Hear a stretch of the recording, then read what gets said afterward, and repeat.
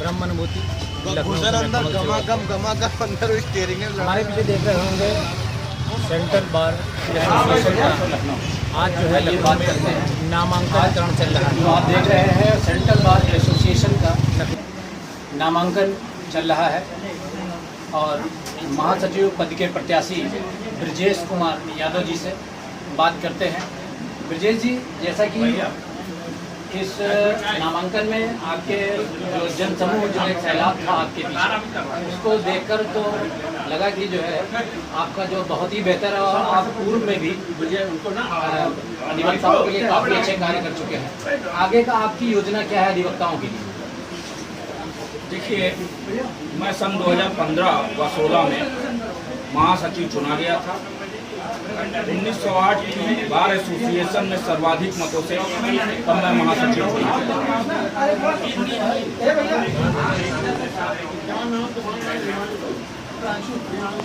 उसके बाद ये सिविल कोड यहाँ से स्थानांतरित हो गई थी, उसको रोका मैंने। शासन प्रशासन से 20-20 लाख रुपए अधिवक्ताओं को मुआवजा दिलाया। देखिए, पद की अपनी एक गरिमा होती है। जब चुन जाता है पदाधिकारी तो उसका जीवन उतना कार्यकाल अधिवक्ताओं के प्रति समर्पित हो जाता है और मैंने अपने कार्यकाल में पहले ये किया है। न्यायालय से जुड़ी सारी समस्याएं, प्रशासन से जुड़ी सारी समस्याएं का समाधान करूंगा।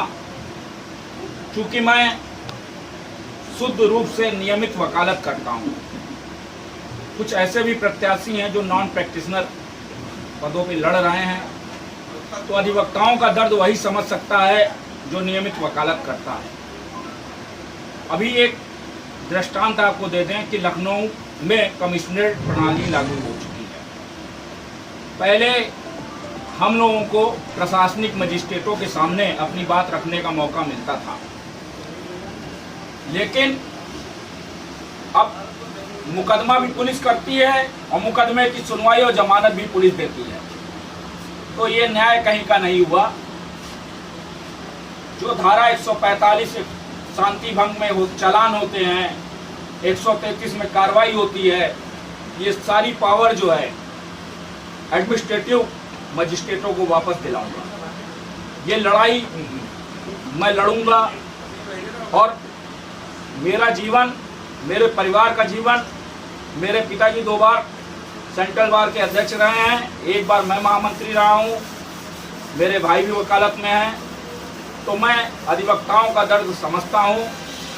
कोरोना काल में भी मैंने मदद की है और कोरोना काल में जिन अधिवक्ताओं की मदद बाहर से नहीं हो पाई है, उसका मैं संकल्प लेता हूं कि मैं उनको इतना पैसा दिला दूंगा कि कोरोना की वैक्सीन वो जाके प्राइवेट हॉस्पिटल में भी लगवा सकें।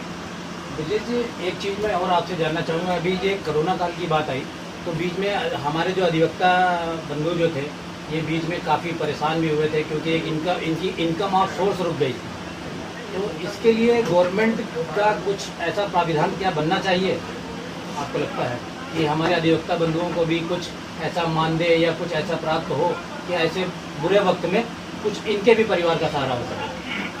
देखिए, हमारी शुरू से ये मांग रही है, बार काउंसिल जो हमारी मदर संस्था है उसकी भी मांग रही है कि एक स्टाइपेंड टाइप का न्यूली कमर जो अधिवक्ता आ रहा है, नया अधिवक्ता आ रहा है, उसको तब तक दिया जाए जब तक उसकी वकालत 5 वर्ष की ना हो जाए। कोरोना काल उसका दृष्टांत है। अधिवक्ता बहुत परेशान रहा, लेकिन अधिवक्ता स्वाभिमानी होता है।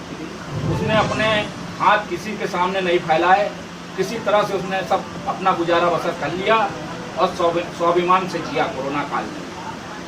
तो मैं बार काउंसिल से, शासन प्रशासन से यथासंभव मदद लेके आऊँगा। ऐसा फंड जनरेट करूँगा कि क्रिटिकल इलनेस में उनको पैसा दिला सकूँ और डेथ क्लेम उनको दिला सकूँ। ये मेरे प्रयास होंगे। देखिए, हम बात कर रहे थे ब्रजेश कुमार यादव जी से, जो महासचिव पद के प्रत्याशी इस बार सेंट्रल बार काउंसिल से प्रत्याशी हैं। और इन्होंने, आपने देखा कितने अच्छे ढंग से बताया कि और भी बेहतर ये अधिवक्ता बंधुओं के लिए और भी बेहतर कार्य करने वाले हैं और क्या क्या सुविधाएं ये और क्या क्या चीज़ें मुहैया कराएंगे या क्या क्या और अधिवक्ताओं को सुविधाएं मिलनी चाहिए। इसी के साथ कमल श्रीवास्तव, ब्रह्म अनुभूति, हिंदी दैनिक समाचार, लखनऊ।